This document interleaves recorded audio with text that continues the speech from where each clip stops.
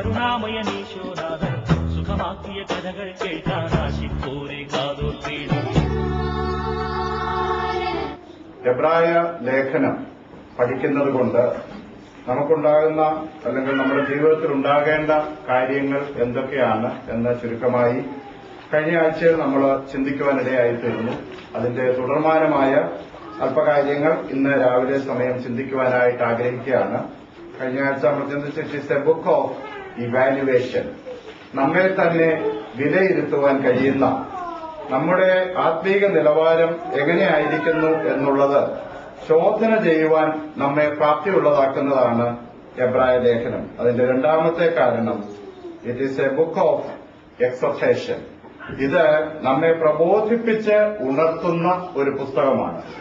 നമുക്ക് വിശ്വാസ ജീവിതത്തിൽ നമ്മൾ തളർന്നു പോകാതിരിക്കത്തക്കവണ്ണം പ്രോത്സാഹനം പ്രദാനം ചെയ്യുന്ന ഒരു പുസ്തകമാണിത്. എബ്രായ ലേഖനം 13-ാം അധ്യായം അതിന്റെ 22-ാം വാക്യം വായിക്കാം.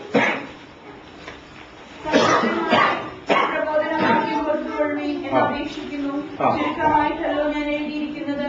സഹോദരനായ തീമോഥെയോസ് കടലിൽ നിന്ന് ഇറങ്ങി എന്നറിവീൻ. അവൻ വേഗത്തിൽ വന്നാൽ ഞാൻ അവനുമായി നിങ്ങളെ വന്ന് കാണും. നോക്കൂ, ഞാൻ നിങ്ങൾക്ക് എഴുതുന്ന ഈ പ്രബോധനം അതിൻ്റെ അകത്ത് കഠിനം എന്ന് തോന്നുന്ന എന്തെങ്കിലും ഉണ്ടെങ്കിൽ വിശുദ്ധ പൗലോസ് തന്നെ പറയുന്നു, നിങ്ങൾക്ക് ഇപ്പോഴും പാല് തന്നെ ആവശ്യമായിരിക്കുന്ന നിലവാരത്തിൽ നിങ്ങളായിരിക്കുന്നു. എന്നാൽ പ്രായം വെച്ച് നോക്കിയാൽ നിങ്ങൾ ഉപദേഷ്ടാക്കന്മാരാകേണ്ടവർ ആയിരിക്കുന്നു. അതുകൊണ്ട് ആത്മീക ജീവിതത്തിൽ വളർച്ചയും പക്വതയും പ്രാപിക്കത്തക്കവണ്ണം ആവശ്യമായ കട്ടിയുള്ള ആഹാരം ഞാൻ നിങ്ങൾക്ക് നൽകിയെങ്കിൽ, പ്രബോധനങ്ങൾ നിങ്ങൾക്ക് നൽകിയെങ്കിൽ, അതിൻ്റെ അകത്ത് നിങ്ങൾക്ക് ബുദ്ധിമുട്ടുണ്ടായെങ്കിൽ പൊറുക്കുക. അപ്പോൾ തന്നെ ആശ്വാസം പകരുന്ന ഒരു കാര്യം പങ്കുവയ്ക്കുവാനും ഞാൻ ആഗ്രഹിക്കുന്നു. തടവിലായിരുന്ന തിമോഥെയോസ് അവിടെ നിന്ന് വിടുവിക്കപ്പെട്ടിരിക്കുന്നു എന്ന കാര്യവും എബ്രായ ക്രിസ്ത്യാനികളെ അദ്ദേഹം എഴുതി അറിയിക്കുകയാണ്. നോക്കൂ, നമ്മൾ അറിഞ്ഞിരിക്കേണ്ട പ്രബോധനങ്ങൾ, നമുക്ക് ലഭ്യമാകേണ്ട പ്രോത്സാഹനങ്ങൾ, വിശ്വാസ ജീവിതത്തിൽ നമ്മൾ തളർന്നു പോകാതിരിക്കുവാൻ എബ്രായ ലേഖനം നമ്മെ പ്രബോധിപ്പിക്കുന്നു. പ്രധാനമായി 5 കാര്യങ്ങൾ ഈ പുസ്തകം നമ്മെ പ്രബോധിപ്പിക്കുന്നു. കഴിഞ്ഞ ആഴ്ച നമ്മൾ ചുരുക്കമായി ചിന്തിക്കുവാനിടയായി തീർന്നു. അതുകൊണ്ട് വല്ലപ്പോഴും ഒഴുകിപ്പോകാതിരിക്കേണ്ടതിന് കേട്ടത് അധികം ശ്രദ്ധയോടെ കരുതിക്കൊള്ളേണ്ടത് ആവശ്യമാകുന്നു. അതിനെക്കുറിച്ച് ഒരു വേദവ്യാഖ്യാനം വായിക്കുവാനിടയായി തീർന്നത് ഇപ്രകാരമാണ്. വിവാഹമോതിരം നമ്മൾ മലയാളി പെന്തക്കോസ്തുകാര് അങ്ങനെ അത് ധരിക്കുന്നില്ലെങ്കിലും അത് ധരിക്കുന്നവരുടെ ഇടയിൽ വളരെയേറെ പ്രാധാന്യമുള്ള ഒരു കാര്യമാണ്. അങ്ങനെ വിവാഹമോതിരം അണിയിക്കപ്പെട്ടിരിക്കുന്ന ഒരു സ്ത്രീ അവള് കൈ കഴുകുന്ന സന്ദർഭത്തിലോ അതുപോലുള്ള ഏതെങ്കിലും ആറ്റിൽ എന്തെങ്കിലും അതുപോലെ ഒഴുക്കുള്ളിടത്ത് എന്തെങ്കിലും പ്രവർത്തനം ചെയ്യുമ്പോൾ അവളുടെ ആ മോതിരം കൈമോശം വന്നാൽ അവളുടെ ജീവിതത്തെ അത് എത്രയധികം ബാധിക്കുകയും അതിന്റെ തിക്താനുഭവങ്ങൾ അവൾ എത്ര ആഴമായി അനുഭവിക്കുകയും ചെയ്യേണ്ടി വരുമോ, അതുപോലെയാണ് ചിലപ്പോൾ നമ്മളുടെ വിശ്വാസം കൈമോശം വരുവാൻ സാധ്യതയുള്ളത്. അങ്ങനെ ഏതു വിധേനയും നമ്മുടെ വിശ്വാസം കൈമോശം വരുവാൻ സാധ്യതയുള്ള ഈ ലോകത്തിൽ നമ്മൾ ജീവിക്കുമ്പോൾ അത് നഷ്ടമാകാതിരിക്കുന്നതിന് വേണ്ടി നമുക്ക് ലഭ്യമായിരിക്കുന്ന പ്രബോധനം ഇതാണ്. അതുകൊണ്ട് വല്ലപ്പോഴും ഒഴുകിപ്പോകാതിരിക്കേണ്ടതിന് കേട്ടത് അധികം ശ്രദ്ധയോടെ കരുതിക്കൊള്ളേണ്ടത് ആവശ്യമാണ്. വേറെ ഭാഗം നമുക്കൊന്ന് വായിക്കാം. 3-ാം അധ്യായം അതിന്റെ 7-ാം വാക്യം ഒന്ന് വായിക്കാം. 3-ാം അധ്യായം 7-ാം വാക്യം. ഇന്ന് നിങ്ങളെ അവന്റെ ശബ്ദം കേൾക്കുന്നുവെങ്കിൽ മരുഭൂമിയിൽ വെച്ച് പരീക്ഷാ ദിവസത്തിലെ മത്സരത്തിലെന്ന പോലെ നിങ്ങളുടെ ഹൃദയം കഠിനമാക്കരുത്. അവിടെ വെച്ച് നിങ്ങളുടെ പിതാക്കന്മാർ എന്നെ പരീക്ഷിച്ച് 40 ആണ്ട് എന്റെ പ്രവൃത്തികളെ കണ്ടിട്ടും എന്നെ ശോധന ചെയ്തു. അതുകൊണ്ട് എനിക്ക് ആ തലമുറയോട് നീരസമുണ്ടായി. അവർ എപ്പോഴും തെറ്റിപ്പോകുന്ന ഹൃദയമുള്ളവരെന്നും എന്റെ വഴികളെ അറിയാത്തവരെന്നും ഞാൻ പറഞ്ഞു. അവരെന്റെ സ്വസ്ഥതയിൽ പ്രവേശിക്കുകയില്ല എന്ന് ഞാൻ എന്റെ ക്രോധം. നോക്കൂ, പിന്നീട് നമ്മുടെ ജീവിതത്തിൽ സംഭവിക്കുവാൻ സാധ്യതയുള്ളൊരു കാര്യം വചനത്തെ സംശയിക്കുക. ഞങ്ങൾ വിശ്വസിച്ച ഈ വചനം വസ്തുനിഷ്ഠമായിട്ടുള്ളതാണോ? മറ്റുള്ളവരിൽ നിന്ന് വ്യത്യസ്തമായ ആചാരങ്ങൾ പാലിക്കുന്ന ഞങ്ങളുടെ ഈ വിശ്വാസം ഇതുപോലെ തന്നെ പാലിക്കപ്പെടേണ്ടത് ആവശ്യമാണോ? ഏത് വലിയ വ്യക്തിയുടെ ജീവിതത്തിലും വിശ്വാസത്യാഗം സംഭവിക്കുവാൻ കഴിയും. നമ്മുടെ ഇടയിൽ നിന്നുള്ള ഒരു ഉദാഹരണമല്ലെങ്കിലും മദർ തെരേസയെ കുറിച്ച് ഈ അടുത്തിടെ ഒരു ലേഖനം വായിക്കുവാനിടയായിത്തീർന്നു. കൽക്കട്ടയിലെ തെരുവീഥികളിൽ കഷ്ടമനുഭവിക്കുന്ന മനുഷ്യരെ ഉദ്ധരിക്കുന്നതിനു വേണ്ടി ജീവിതം ഒഴിഞ്ഞുവെച്ച സ്ത്രീയാണ് അവര്. ആ രീതിയിലുള്ള മനുഷ്യ നന്മയ്ക്കുതകുന്ന അവരുടെ പ്രവൃത്തികളെ നമ്മൾ അങ്ങേയറ്റം ശ്ലാഘിക്കേണ്ടത് ആവശ്യമാണ്. എന്നാൽ അവരുടെ ഈ അടുത്തിടെ പ്രസിദ്ധീകരിച്ച രഹസ്യമായി സൂക്ഷിച്ചിരുന്ന ചില ഡയറി കുറിപ്പുകൾ പറയുന്നത് ജീവിതത്തിന്റെ അവസാന നാളുകളിൽ അവർ ദൈവത്തിൽ വിശ്വസിച്ചിരുന്നില്ല എന്നാണ്. നോക്കൂ, യേശുക്രിസ്തുവിന്റെ ദാസിയായി യേശുക്രിസ്തുവിന്റെ വിളി കേട്ട് മനുഷ്യ നന്മയ്ക്കുതകുന്ന കാര്യങ്ങൾ ചെയ്യുവാൻ ഇറങ്ങിത്തിരിച്ച ഒരു സ്ത്രീ ലോകത്തിന്റെ കഷ്ടനഷ്ടങ്ങൾക്കെല്ലാം സാക്ഷിയായി കഴിഞ്ഞപ്പോൾ അവരുടെ ഹൃദയത്തിൽ അവർക്ക് തന്നെ ഒരു സംശയം, ദൈവം എന്ന് പറയുന്ന ഒരു ശക്തിയുണ്ടോ, ദൈവം എന്ന് പറയുന്ന ഒരു പ്രതിഭാസമുണ്ടോ? അങ്ങനെയാണെങ്കിൽ ആ അർത്ഥത്തിലല്ലെങ്കിലും വ്യത്യസ്തമായ ഒരർത്ഥത്തിൽ നമ്മുടെ എല്ലാവരുടെയും ജീവിതത്തിൽ സംഭവിക്കുവാൻ സാധ്യതയുള്ള ഒരു കാര്യമാണ്. കാലം കുറേയേറെ മുമ്പോട്ട് പോകുമ്പോൾ നമ്മൾ വിശ്വസിച്ച കാര്യം ശരിയാണോ, നമ്മൾ വിശ്വസിച്ച കാര്യം പരമാർത്ഥമാണോ, അത് അങ്ങനെ തന്നെയാണോ എന്നുള്ള ആശങ്ക നമുക്കുണ്ടാകുവാൻ സാധ്യതയുണ്ട്. ഇനി അതിന്റെ 5-ാം അധ്യായം അതിന്റെ 11-ാം വാക്യം ഒന്ന് വായിച്ച്. ഇതിനെക്കുറിച്ച് ഞങ്ങൾക്ക് വളരെ പറയാനുണ്ട്, എങ്കിലും നിങ്ങൾ കേൾപ്പാൻ മാന്യമുള്ളവരായി തീർന്നതുകൊണ്ട് തെളിയിച്ചു തരുവാൻ വിഷമം. നോക്കൂ, അടുത്തതായി എബ്രായ ക്രിസ്ത്യാനികളുടെ ജീവിതത്തിൽ സംഭവിച്ച അപജയം ഇതാണ്. അവർക്ക് വചനത്തോട് വിരക്തി തോന്നുവാനിടയായി തീർന്നു. എന്നിട്ട് ദൈവത്തിന്റെ ദാസൻ പ്രസംഗിച്ചപ്പോൾ പറഞ്ഞു, അമേരിക്കയിൽ ജനിച്ചു വളർന്ന കുഞ്ഞുങ്ങൾക്ക് അമ്മമാര് കൊടുക്കുന്ന ആഹാരത്തോടൊരു പ്രതിപത്തിയില്ല. എന്നും മോരും എന്നും സാമ്പാറും എന്നും അവിയലും ഒക്കെ കൂട്ടി കഴിക്കുമ്പോൾ ഇതിനോട് ഒരവജ്ഞ തോന്നുന്ന ഒരു പ്രകൃതം മനുഷ്യർക്കുണ്ട്. അതുപോലെ നമ്മൾ പെന്തക്കോസ്തുകാർക്ക് വേണ്ടുവോളം വചനം ലഭ്യമാകുന്നുണ്ട്. ഈ കാലഘട്ടത്തിലാണെങ്കിൽ എല്ലായിടത്തും വചനം ലഭ്യമാകുവാനുള്ള സാധ്യതകളുണ്ട്. ടെലിവിഷൻ ഓൺ ചെയ്താൽ നമുക്ക് വചനം ലഭ്യമാകും. കാർ ഓടിക്കുമ്പോൾ നമ്മൾ റേഡിയോ ഓൺ ചെയ്താൽ നമുക്ക് വചനം ലഭ്യമാകും. കൺവെൻഷനുകൾ, ക്രൂസൈഡുകൾ, ഇതുപോലുള്ള കാര്യങ്ങൾക്കെല്ലാം നമ്മൾ പോയി സംബന്ധിക്കുന്നു, നമ്മൾ വചനം കേൾക്കുന്നു. വിവിധമായ മാധ്യമങ്ങളിൽ കൂടെ വചനം കേൾക്കുന്നത് കൊണ്ട് സംഭവിക്കാൻ സാധ്യതയുള്ള ഒരു പരാജയം, ഇതിന്റെ ആ മൂല്യം കുറഞ്ഞു പോകുന്നതായി നമുക്ക് തോന്നും. ഞാനിതെല്ലാം കേട്ടിട്ടുണ്ട്, ഞാനിതെല്ലാം മനസ്സിലാക്കിയിട്ടുണ്ട്, ബൈബിളിൽ ഇതെല്ലാം എഴുതിയിട്ടുണ്ട്, അതെന്റേതാണ് എന്ന് പറഞ്ഞ് എന്റെ ഒരു ഉപനിധിയായി സൂക്ഷിക്കുവാനുള്ള ആ ഉത്തരവാദിത്വ ബോധം നമുക്ക് നഷ്ടപ്പെടുന്നു. വചനത്തോട് വിരക്തിയുള്ളവരായി തീരുന്നു.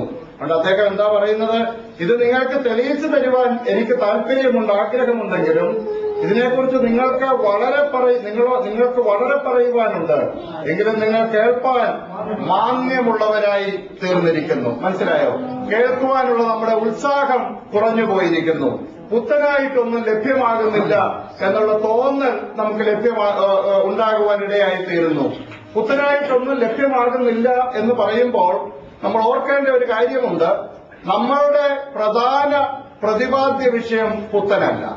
നമ്മളുടെ പ്രധാന പ്രതിപാദ്യ വിഷയം പഴയതാണ്.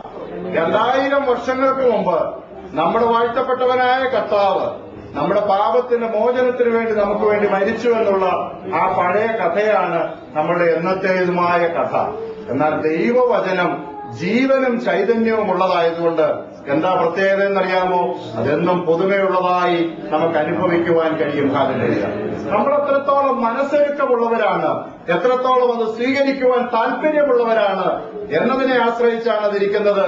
ഒരിക്കലും വചനത്തോട് നമുക്ക് വിരക്തി ഉണ്ടാകുവാൻ ഇടയാകരുത്. അതാണ് എബ്രായ ക്രിസ്ത്യാനികളുടെ ജീവിതത്തിൽ ഉണ്ടാകുവാൻ ഇടയായത്.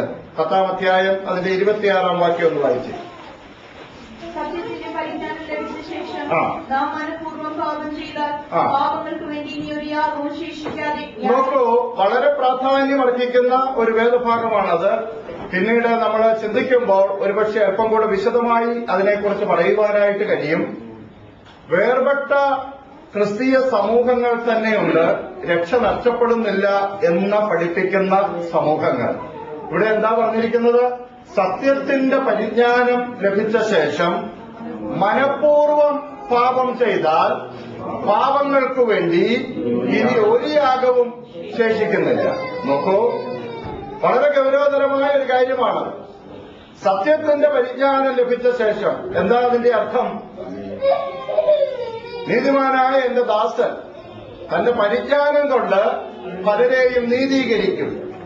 സത്യത്തിന്റെ പരിജ്ഞാനം ലഭ്യമാവുക എന്ന് പറഞ്ഞാൽ അതിന്റെ അർത്ഥം വാസ്തവത്തിൽ കർത്താവിനെ രക്ഷകനായി സ്വീകരിച്ച് രക്ഷിക്കപ്പെടുന്ന അനുഭവത്തിലേക്ക് വരിക എന്നുള്ളതാണ്.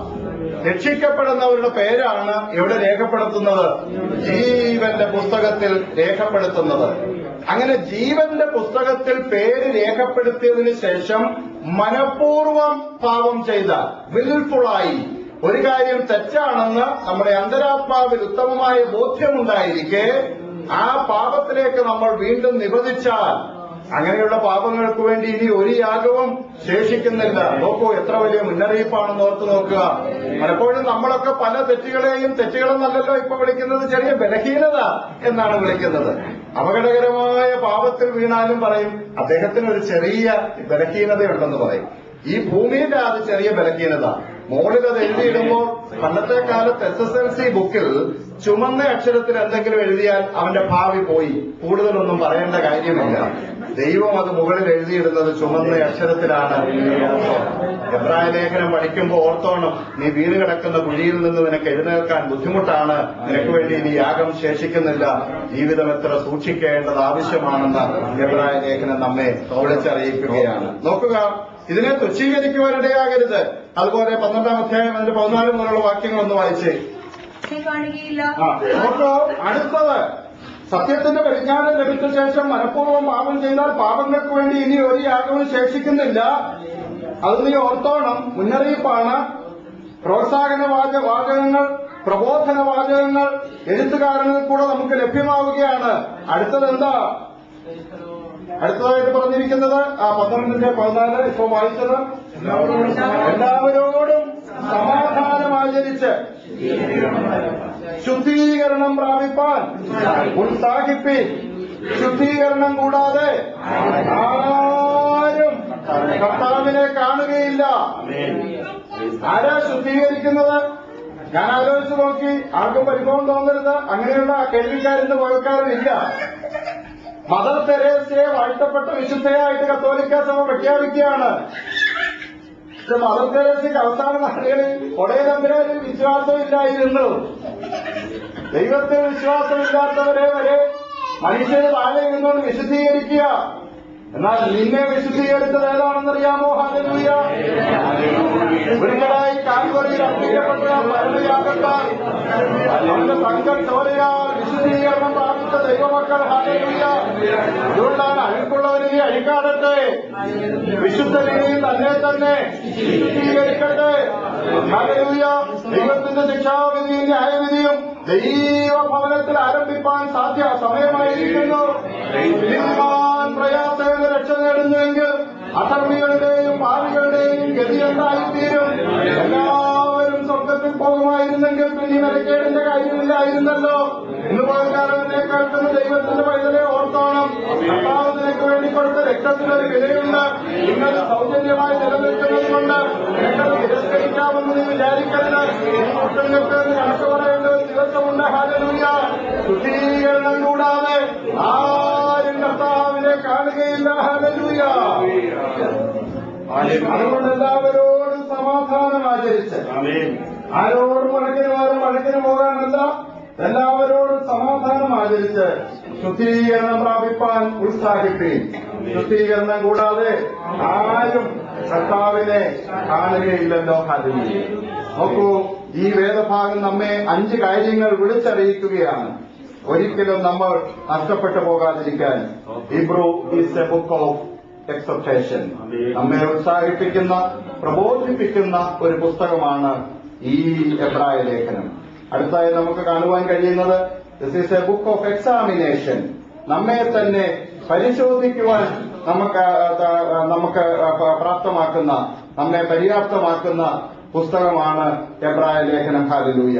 അതിവേഗം മാറ്റപ്പെടുന്ന ഒരു ലോകത്തിലാണ് നമ്മൾ ജീവിക്കുന്നത്. നമുക്ക് 15 വർഷം മുമ്പുള്ള ലോകത്തിലോ 10 വർഷം മുമ്പുള്ള ലോകത്തിലോ അല്ല ഇന്ന് നമ്മൾ ജീവിക്കുന്നത്. വളരെയേറെ മാറ്റപ്പെട്ട ഒരു ലോകത്തിലാണ്. സമൂഹം എത്രയധികം മാറ്റപ്പെട്ടിരിക്കുന്നു, മനുഷ്യബന്ധങ്ങളിൽ എത്രയധികം മാറ്റം സംഭവിച്ചിരിക്കുന്നു. തൊഴിൽ മേഖലകളിൽ എത്രയധികം മാറ്റം സംഭവിച്ചിരിക്കുന്നു, രാജ്യങ്ങളുടെ ഘടനയിൽ എത്രയധികം മാറ്റം സംഭവിച്ചിരിക്കുന്നു. എല്ലായ്പ്പോഴും മാറിക്കൊണ്ടിരിക്കുന്ന ഒരു ലോകത്തിലാണ് നമ്മൾ ജീവിക്കുന്നത്. എന്നാൽ ലോകം എത്രയധികം മാറിയാലും, ഇന്ന് ഓർക്കാണ് ഞാൻ പറയട്ടെ, അമേരിക്കയിലെ വെള്ളക്കാരായിരിക്കുന്ന ആളുകൾ 100% ആളുകളും വിവാഹമോചനം നേടി എന്നിരിക്കട്ടെ, അതുകൊണ്ട് വിവാഹമോചനം ശരിയാകുന്നില്ല. അമേരിക്കയിലെ 100% ആളുകളും മദ്യപാനത്തിന് അടിമകളാണെന്നിരിക്കട്ടെ, അതുകൊണ്ട് മദ്യപാനം ശരിയാകുന്നില്ല. ലോകം മാറുന്നതിനനുസരിച്ച് ലോകത്തിന്റെ സ്റ്റാൻഡേർഡ് വ്യത്യാസപ്പെട്ടുകൊണ്ടിരിക്കും. എന്നാൽ ലോകം മാറുന്നതിനനുസരിച്ച് നമ്മുടെ വിശ്വാസം ഒരിക്കലും മാറിക്കൊണ്ടിരിക്കുന്നില്ല. ലോകം മാറുന്നതിനനുസരിച്ച് നാടോടുമ്പോൾ നടുവേ ഓടുക, ചേരയെ തിന്നുന്ന നാട്ടിൽ ചെല്ലുമ്പോൾ നടുത്തുണ്ടം തിന്നുക, അതല്ല ഒരിക്കലും ഒരു ദൈവ പൈതലിനെ കുറിച്ച് കർത്താവ് ആഗ്രഹിക്കുന്നത്. നമ്മൾ ലോകത്തിന്റെ ഏത് ഭാഗത്ത് ജീവിച്ചാലും ദൈവവചനം നമുക്ക് ജീവിതത്തിന്റെ ഒരു മാർഗം നൽകും. നമുക്കറിയാം, സാധാരണ വാഹനങ്ങൾ ഓടുന്നത് പോലെയല്ല തീവണ്ടി ഓടുന്നത്. തീവണ്ടിക്ക് ഓടിപ്പോകാൻ അതിന്റെ ഒരു പാളം നിശ്ചയിച്ചിട്ടുണ്ട്. ആ പാളത്തിൽ കൂടെ മാത്രമേ തീവണ്ടിക്ക് ഓടാൻ പറ്റത്തുമുള്ളൂ, ഓടത്തുമുള്ളൂ. അതുപോലെയാണ് ഒരു ദൈവ പൈതൽ. അവൻ ഓടാൻ ഒരു ചക്രം നമ്മുടെ കർത്താവ് ക്രമീകരിച്ചിട്ടുണ്ട്. ലോകം മാറുന്നതിനനുസരിച്ച് നിനക്ക് മാറുവാൻ സാധ്യമല്ല. ആശയം മാറുന്നതിനനുസരിച്ച് നിനക്ക് മാറുവാൻ സാധ്യമല്ല. ശാസ്ത്രം ഒരു കാലത്ത് പറയും ദൈവം ഉണ്ടെന്ന്, ഇച്ചിരി ഉണ്ടെന്ന് പറയും.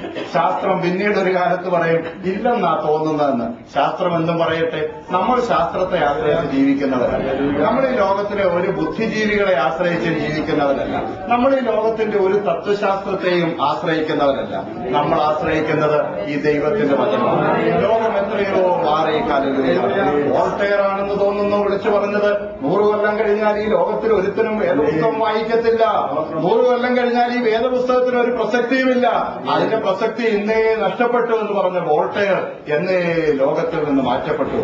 കമ്മ്യൂണിസം തകർന്നപ്പോൾ നിങ്ങൾ ഓർക്കുക, വേദപുസ്തകത്തെ ചോദ്യം ചെയ്ത ഓരോരുത്തന്റെയും പ്രതിമ ജനങ്ങൾ തല്ലി താഴെയിട്ട് തല്ലി പൊട്ടിക്കുകയായിരുന്നെങ്കിൽ വോൾട്ടയർ താമസിച്ച ആ ഭവനം വേദപുസ്തകം കൊണ്ട് നിറഞ്ഞിരിക്കുക. ഇന്ന് ലോകത്തിൽ ഏറ്റവും അധികം വിൽക്കപ്പെടുന്ന പുസ്തകം ഈ ലോകത്തിലെ ഏതെങ്കിലും എഴുത്തുകാരന്റെ പുസ്തകമല്ല, ഈ വിശുദ്ധ തിരുവെഴുത്തായിരിക്കുക. ഞാൻ എന്റെ ദൈവത്തെ സ്തുതിക്കുന്നു, മഹത്വപ്പെടുത്തുന്നു. ലോകം മാറ്റപ്പെടും, എന്റെ ദൈവത്തിന്റെ വചനത്തിന് മാറ്റമില്ല. 12 വേദഭാഗങ്ങൾ നമുക്കൊന്ന് വായിക്കാം. 2-ാം അധ്യായം 2-ാം വാക്യം നമ്മൾ നേരത്തെ വായിക്കുന്നോട് വായിച്ചത്. ചെയ്ത വചനം സ്ഥിരമായിരിക്കുകയും ഓരോരോ രംഗത്തിനും മനസ്സിലാക്കേണ്ട ന്യായമായ പ്രതിഫലം ലഭിക്കുകയും ചെയ്തുവെങ്കിൽ കർത്താവ് നാം പറഞ്ഞു തുടങ്ങിയതും ദൈവ അടയാളങ്ങളാലും അത്ഭുതങ്ങളാലും വിവിധ വീരപ്രവൃത്തികളാലും തന്റെ ഇഷ്ടപ്രകാരം പരിശുദ്ധാത്മാവിനെ നൽകിക്കൊണ്ട് സാക്ഷി നിൽക്കുന്നതും കേട്ടത് നാം ഉറപ്പിച്ചതുമായ ഇത്രവലിയ രക്ഷയെ നാം ഗണ്യമാക്കാതെ പോയാൽ വഴി ഇത്ര ഞാൻ അടുത്ത ആഴ്ച എടുക്കും. അപ്പോൾ അവിടെ ദൈവം പണ്ട് ഭാഗമായും വിവിധമായും എന്ന് പറഞ്ഞ് രേഖപ്പെടുത്തിയിട്ടുണ്ട്. പഴയ നിയമ വെളിപ്പാട് ഭാഗികമായ വെളിപ്പാടായിരുന്നു. ആ ഭാഗികമായ വെളിപ്പാട് ലഭ്യമായ ജനം അതിനെ സ്വീകരിക്കാതിരുന്നപ്പോൾ തെറ്റിയൊഴിയാതിരുന്നു എങ്കിൽ, പൂർണ്ണമായ വെളിപ്പാട് ലഭ്യമായ ജനം അതനുസരിച്ചില്ലെങ്കിൽ എങ്ങനെ തെറ്റിയൊഴിയുവാനിടയായിത്തീരും എന്നാണ് അവിടെ രേഖപ്പെടുത്തിയിരിക്കുന്നത്. അപ്പോൾ നമ്മൾ നമ്മുടെ വിശ്വാസത്തെ പരിശോധന ചെയ്യണം. നമ്മുടെ വിശ്വാസത്തെ നമ്മൾ ശോധന ചെയ്യുന്നവരാകുവാനാണ് കർത്താവ് നമ്മെക്കുറിച്ച് ആഗ്രഹിക്കുന്നത്. 6:19 ഒന്ന് വായിച്ച്. ആ പ്രത്യാശ നമുക്ക് ആത്മാവിന്റെ നിശ്ചയവും സ്ഥിരവും. ആ പ്രത്യാശ, അപ്പോൾ ഈ വേദപുസ്തകം നമുക്കൊരു പ്രത്യാശ പ്രദാനം ചെയ്യുന്നുണ്ട്. അത് നമ്മുടെ ആത്മാവിന്റെ ഒരു നങ്കൂരമാണ്. തിരമാലകളാൽ നിറഞ്ഞു നിൽക്കുന്ന ഒരു സമുദ്രത്തിന്റെ അറ്റത്ത് കപ്പൽ ഉറപ്പിക്കപ്പെട്ടിരിക്കുന്നത് ഒരു നങ്കൂരത്തിലാണ്. അതുപോലെ ഈ ലോകമാകുന്ന മഹാസാഗരത്തിൽ വിവിധങ്ങളായ ആശയങ്ങളും ഉപദേശങ്ങളും നിലനിൽക്കുന്ന ആ അന്തരീക്ഷത്തിൽ നമ്മുടെ ആത്മാവിന് പ്രത്യാശയായ ഒരു നങ്കൂരമായി ദൈവവചനം നിലനിൽക്കുമ്പോൾ നമുക്ക് ഇവിടെയുള്ള ഈ ചാഞ്ചല്യത്തിനനുസരിച്ച് ആടേണ്ട ആവശ്യമില്ല. സ്ഥിരമായി നമുക്ക് നിൽക്കുവാൻ കഴിയും. ഹല്ലേലൂയ.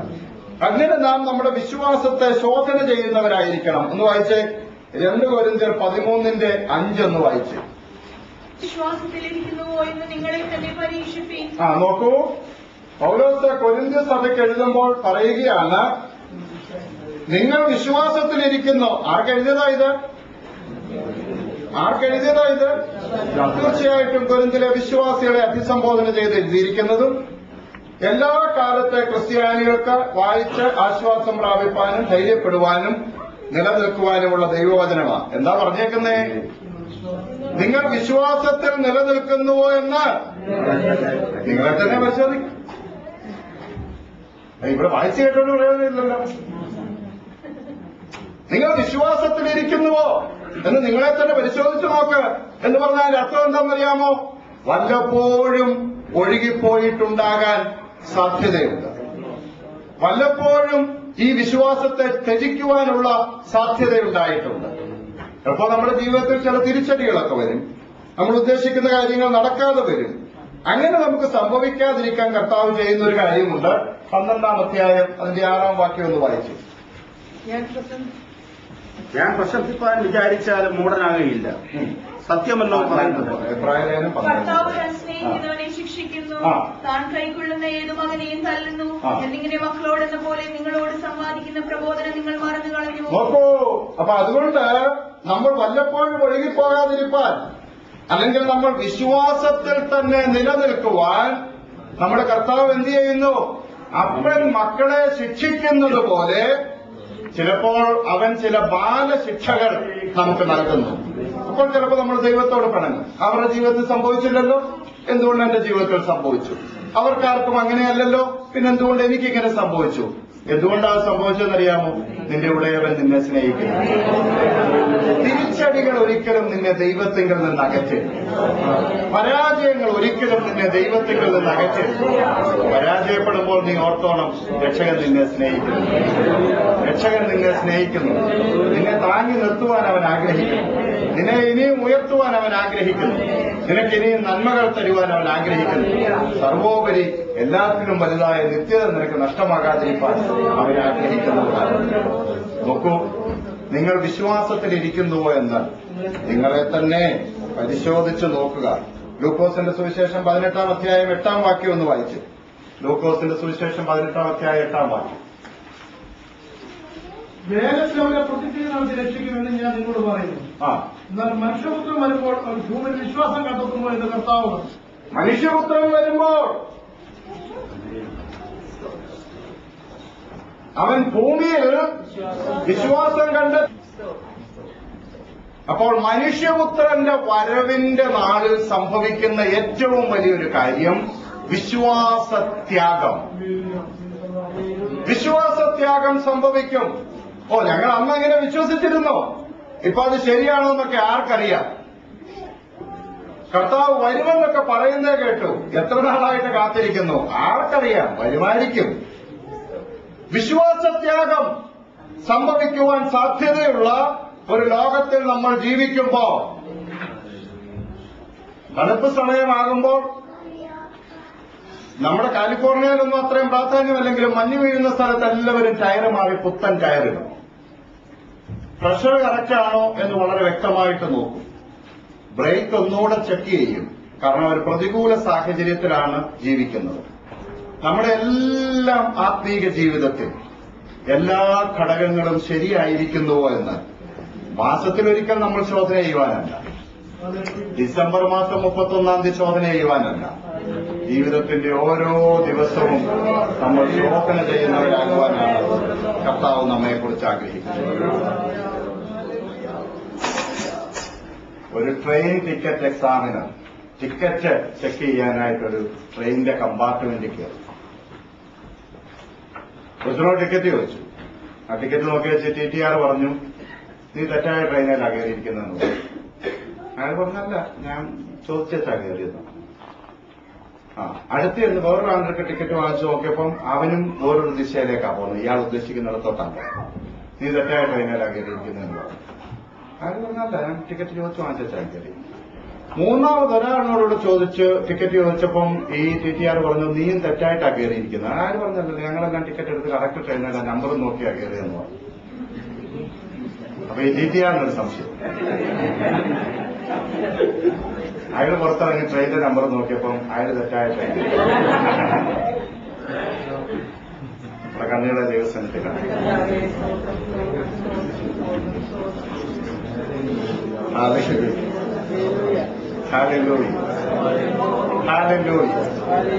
നിങ്ങൾ വിശ്വാസത്തിൽ ഇരിക്കുന്നുവോ എന്ന് നിങ്ങളെ തന്നെ പരിശോധിക്കുക.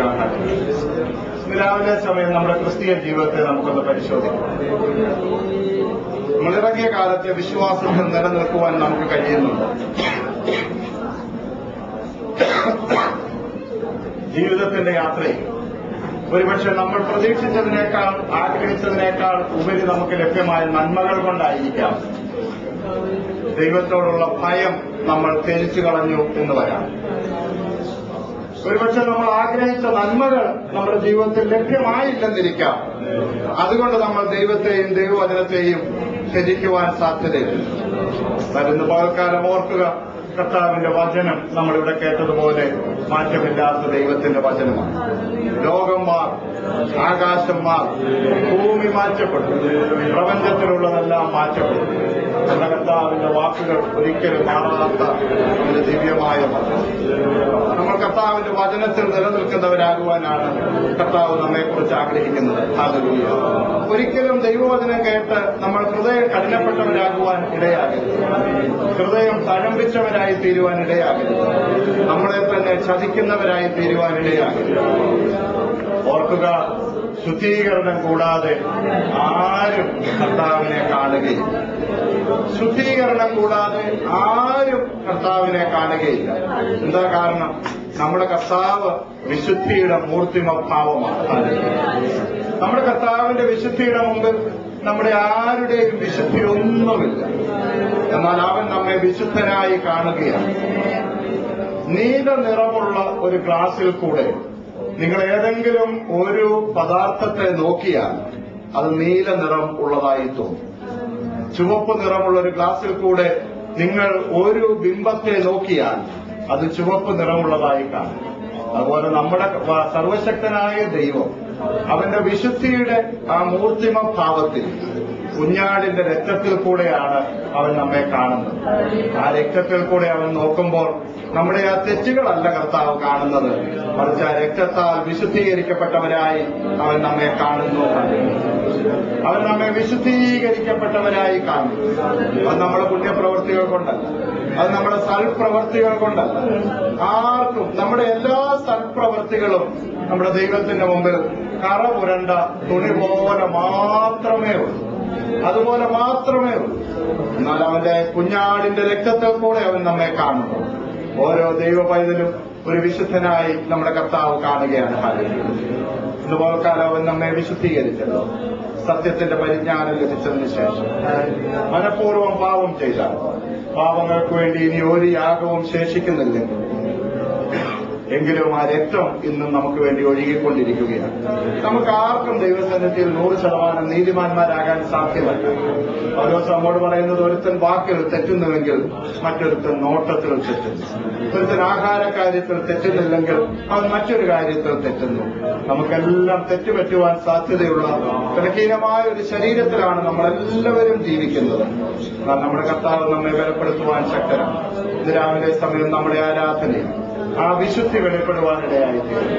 ഇന്ന് രാവിലെ സമയം നമ്മുടെ ആരാധനയിൽ കർത്താവിന്റെ തേജസ് ഇറങ്ങുവാനിടയായി തീരട്ടെ. ഹല്ലേലൂയ. ഒരുക്കി വെടിപ്പാക്കിയിരിക്കുന്ന ഒരു ഹൃദയത്തിലേക്ക് എന്റെ കർത്താവിന് ഇറങ്ങി വരുവാൻ കഴിയുകയുള്ളൂ. നമുക്കറിയാം, ഒരു നോക്കയുടെ പെട്ടകത്തിൽ നിന്ന് കാക്കയെ പറഞ്ഞയച്ചു. ഒരു നിശ്ചിത സമയം കഴിഞ്ഞ് ആ കാക്ക തിരിച്ചു വന്നില്ല. എന്താ കാരണം? അവിടെ ലഭ്യമായ ഏത് അഴുക്കിലും ഇരിക്കുവാൻ കാക്കയ്ക്ക് ഒരു വൈമനസ്യവുമില്ല. എന്നാൽ പ്രാവിന്റെ ജീവിതം അതുപോലെയല്ല. അതെല്ലാ അഴുക്കിലും ഇരിക്കുന്ന ജീവിയല്ല. അതെന്തും കൊത്തിപ്പറിക്ക് തിന്നുന്ന ജീവിയല്ല. നമ്മൾ പ്രാക്കളെ പോലെ ആയിരിക്കാനാണ് നമ്മുടെ കർത്താവ് ആഗ്രഹിക്കുന്നത്. അങ്ങനെയുള്ള ഹൃദയത്തിലേക്കാണ് നമ്മുടെ കർത്താവ് ഇറങ്ങി വരുവാൻ ആഗ്രഹിക്കുന്നത്. രാവിലെ അല്പസമയം നമ്മെ തന്നെ ഒരുക്കാം. എല്ലാ നാവും ദൈവസന്നിധിയിൽ